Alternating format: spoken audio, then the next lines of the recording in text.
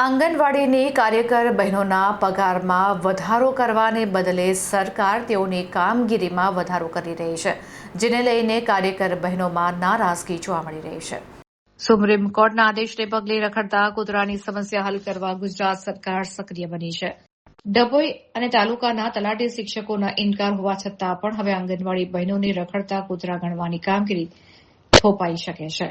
Supreme કોર્ટના આદેશને પગલે રખડતા કૂતરાની સમસ્યા હલ કરવા ગુજરાત સરકાર સક્રિય બની છે, ત્યારે ફરી રખડતા કૂતરા ગણવાની જવાબદારી આંગણવાડી બહેનોના માથે થોપી દેવામાં આવી શકે છે.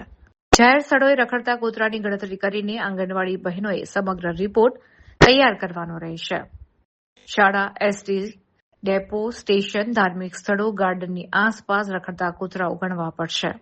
છેલ્લા કેટલાય વખતથી આંગણવાડી બહેનો સરકાર સામે લડત લડી રહી છે. તેમનું કહેવું છે કે પગાર વધારો કરાતો નથી, પણ કામનું ભારણ વધી રહ્યું છે. એક પછી એક કામ થોપી દેવામાં આવી રહ્યું છે.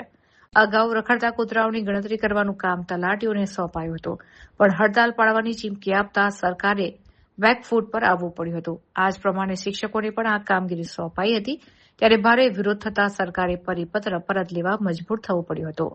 ત્યારે પગાર વધારાને બદલે કામનું ભારણ વધતા વિરોધ પ્રદર્શન છેલ્લા 3 દિવસથી આંગણવાડી બહેનો દ્વારા કરવામાં આવી રહ્યું છે અને હડતાલ પાડવામાં આવી છે.